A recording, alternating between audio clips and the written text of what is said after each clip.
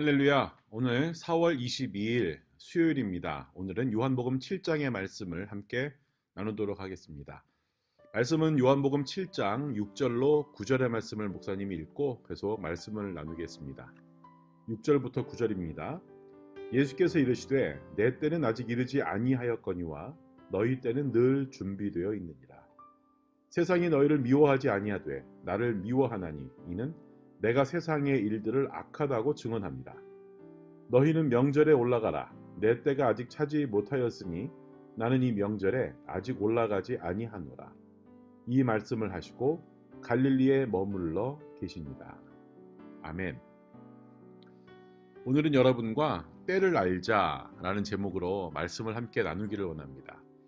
요한복음 7장은 초막절이라는 그 절기에 예루살렘에 있었던 일을 기록하고 있습니다. 초막절은 이스라엘 백성의 40년 동안의 그 광야 생활을 기억하고 또 그것에 대해서 감사하는 그러한 절기였는데 영어로는 The Jewish Feast of Tabernacle이라고 합니다.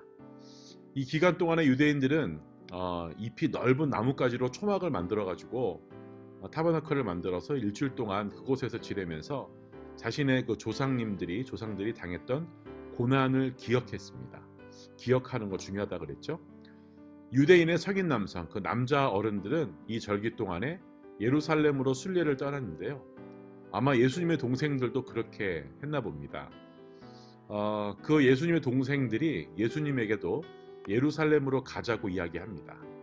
당시에 예수님은 유대 사람들의 반감, 그 죽이려고 하는 그 마음 때문에 주로 갈릴리 지역에서 활동을 하고 계셨습니다. 1절에 보면 나오죠. 그 사정을 모르고 있던 동생들은 탁월한 지혜와 또 능력을 가진 자신의 형이 갈릴리에서 썩고 있는 게 너무 안타까웠습니다. 그래서 사람들이 많이 모이는 예루살렘으로 같이 가자라고 이야기를 하죠. 동생들이 예루살렘을 향해서 떠난 후에 예수님은 혼자서 그곳으로 향하십니다. 10절에 보면 계속해서 나오는데요.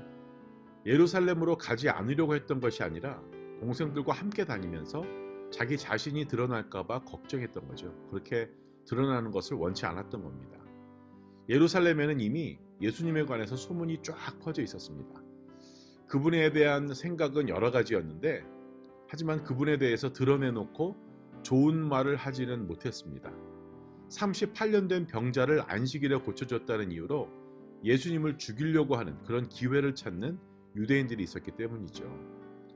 일주일 동안 이어지는 그 명절의 중간쯤에 이르자 다른 사람들을 피해서 숨어서 다니던 예수님께서 성전 뜰에서 사람들을 모아놓고 말씀을 가르치십니다. 듣던 사람들은 그 지혜에 놀라죠. 그들은 예수님이 정식 교육을 받은 적이 없다는 것을 생각하면서 의문에 빠집니다. 15절에 보면 이 사람은 글을 배운 적이 없는데 어떻게 글을 알지? 하면서 사람들이 놀라는 모습이 나옵니다. 예수님은 예수님의 가르침이 예수님 안에서 일하시는 하나님으로부터 나온다라고 답을 하시죠.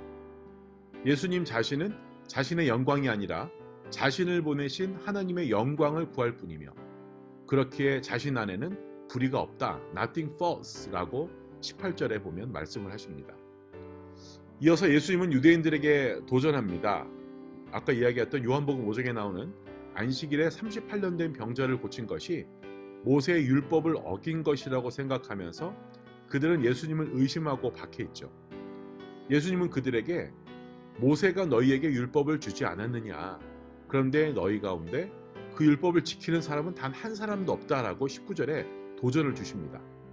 그들 자신도 율법을 지키지 않으면서 율법을 지키지 않았다는 이유로 예수님을 죽이려고 하니까 그게 말이 되느냐라는 질문입니다. 하지만 그들은요. 당신은 귀신이 들렸소. 누가 당신을 죽이려 한단 말이오? 라고 20절에 다시 묻죠.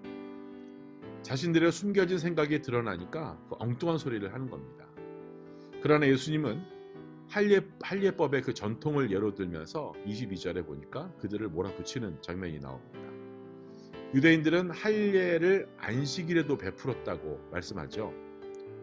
사람이 태어나면 남자아이가 태어나면 8일 만에 태어난 지 8일 만에 할례를 해야 되는데 맨날 똑같은 날에 태어난 건 아니잖아요. 어떤 사람은 금요일에 태어나니까 태어난 지 8일 만이니까 안식일에 할례를 하게 된다는 거죠. 안식일에 대한 율법과 할례에 대한 율법이 충돌하는 거죠. 유대인들은 할례에 대한 율법을 지키기 위해서 안식일 율법을 위반했습니다.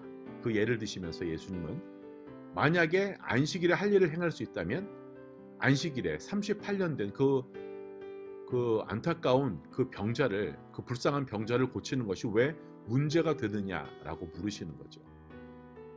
오늘 이 말씀을 되돌아보면 동생들이 예루살렘으로 가서 자신의 형님이 어떤 분인지를 드러내려고 했을 때 예수님은 내 때는 아직 오지 않았다. 그러나 너희 때는 언제나 마련돼 있다라고 6절에 말씀을 하시는 장면이 나옵니다.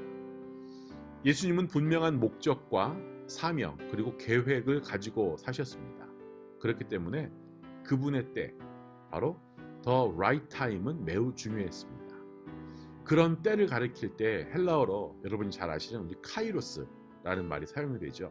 여러분, 크로노스는 지금 우리가 사는 이 시간이 크로노스고요. 카이로스는 그 하나님의 때, the right time, 그 때가 바로 카이로스죠. 예수님은 나설 때와 물러설 때, 올라갈 때와 내려올 때, 또 당신을 숨길 때와 자신을 드러낼 때를 늘 분별하면서 사셨습니다. 그렇게 때가 왔을 때 예루살렘에 가셨고 때가 왔을 때 십자가에 달리셨죠. 그렇게 사셨기 때문에 마지막에 내가 다 이루었다라고 말씀을 하실 수가 있었던 겁니다.